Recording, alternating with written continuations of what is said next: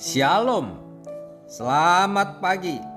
Sate pagi hari ini kita akan membahas pemahaman kesucian Alkitab.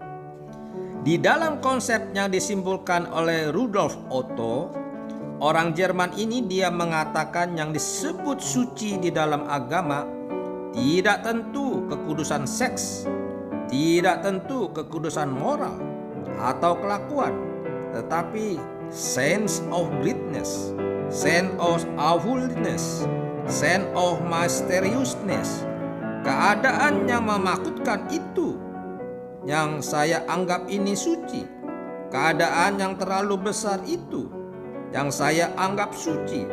Keadaan yang misterius ini yang saya akui adalah suci. Kesucian ini lain dari kesucian dari Tuhan Allah. Pertama, Allah berkata di dalam segala kelakuan engkau harus suci. Suci secara raga dan suci secara jiwa. Apa artinya ragamu suci? Engkau jangan berzina, karena tubuh ini adalah tubuh yang bersifat materi dan materinya mempunyai fungsi seks. Itu adalah untuk memberikan keturunan. Itu jangan dipermainkan. Tuhan telah memberikan kenikmatan sensasi itu untuk sesuatu yang berkaitan dengan tubuh manusia yang terbesar, yaitu kenikmatan di dalam seks.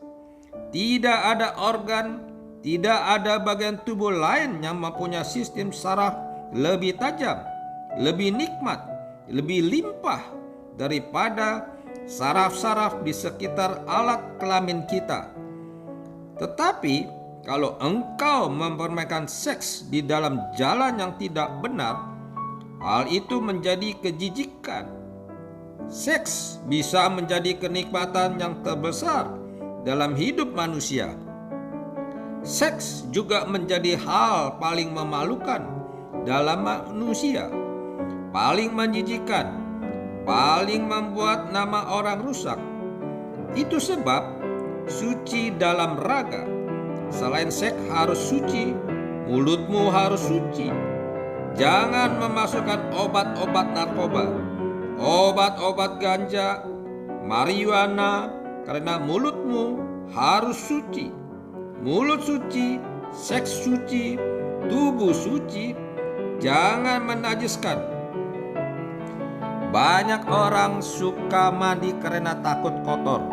Secara jasmani, tubuhmu suci hanya dalam keadaan mandi, tetapi dalam hal seks, obat bius, dan segala sesuatu yang kotor, tubuhmu najis. Paulus berkata, haruslah engkau suci, bersihkan dirimu dari kenajisan. Kenajisan kedagingan harus dibuang. Kedua, harus suci dalam batin. Batinmu suci, hatimu suci, rohmu suci, pikiranmu suci. Berbahagialah orang yang suci hatinya, karena mereka akan melihat Allah. Ketika membaca buku filsafat dari Søren A.B. Kierkegaard, di dalam filsafat itu dia mempunyai suatu makalah yang dalam sekali mengenai dosa yang tidak mematikan.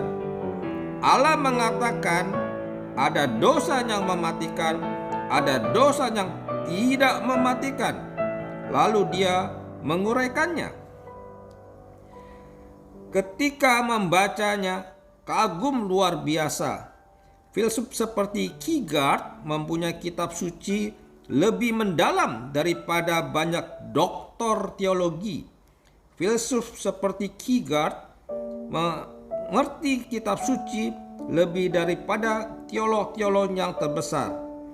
Sebagaimana John Milton mengenai tentang demologi dan kristologi lebih mendalam dari teolog sezamannya.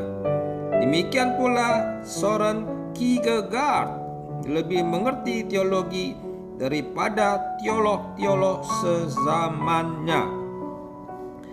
Tetapi makalahnya waktu dia kirim ke surat kabar ditolak, tidak boleh dimuat. Sampai suatu hari dia memakai nama samaran, barulah mereka memuatnya. Mereka membenci dia karena mereka merasa dia mengancam gereja. Makalah-makalahnya membuat banyak pendeta malu. Tetapi ketika membaca, membuktikan filsuf seperti Kierkegaard menjadi kitab suci lebih dalam dari pendeta-pendeta sesaman dia. Terus terang, kalau bukan karena kesungguhan hati, kita tidak mungkin jadi orang Kristen. Sama sekali tidak tertarik kepada uang. Kalau banyak uang di tangan, maka akan menggunakannya untuk menjadi berkat bagi banyak orang, bukan untuk memperkaya diri.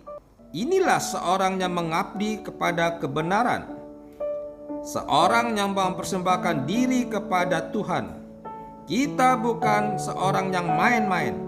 Kalau bukan karena seorang yang sungguh-sungguh, jangan kira ada satu orang bisa menjadi orang Kristen. Karl Marx, Engels, Mao Zedong, Lenin, Stalin adalah filsafat-filsafat komunisme. Tetapi akhirnya hanya satu yang bisa mengalahkan semua filsafat, yaitu firman Tuhan. Sayangnya, firman Tuhan diajarkan oleh pendeta-pendeta yang tidak bertanggung jawab, pendeta-pendeta yang tidak menyelidiki, pendeta-pendeta yang sendirinya tidak mengerti, sehingga banyak orang Kristen diselewengkan oleh pendeta-pendeta yang tidak bertanggung jawab. Mengapa abad ke-19 Soren A.B. Kierkegaard dibenci oleh semua gereja Lutheran yang berada di Denmark? Mengapa gereja-gereja dan uskup-uskup semua menolak dia? Karena khotbahnya, tulisannya lebih mendalam, membawa orang Kristen mengerti kitab suci. Setelah orang Kristen mengerti kitab suci, mereka juga mengerti bahwa ternyata banyak pendeta yang palsu.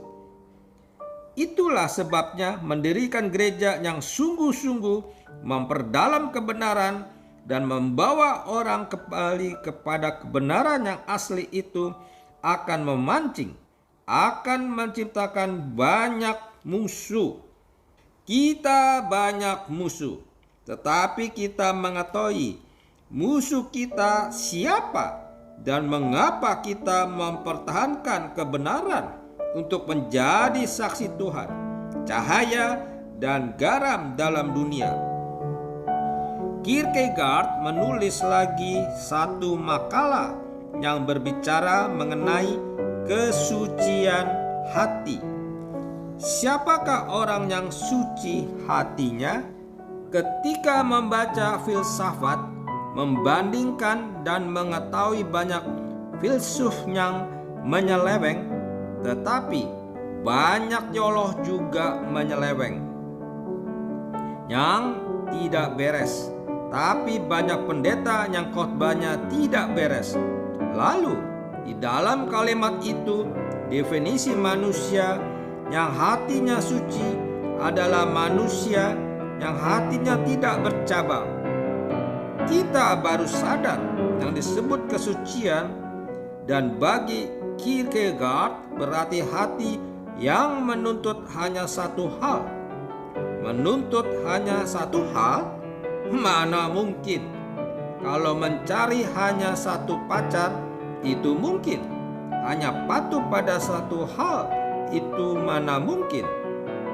Lalu kita selidiki apakah satu-satunya hal yang patut dipatuhi, yaitu memperkenan Tuhan. Hanya yang diperkenan oleh Tuhan. Mari kita berdoa. Bapa Sorgawi, kami bersyukur bahwa kami banyak belajar seri doa Bapa kami yang begitu sangat mendalam, sehingga kami bisa memahami dan mengerti akan kebenaran firman Tuhan. Terima kasih ya Bapa, di dalam nama Tuhan Yesus kami berdoa. Amin.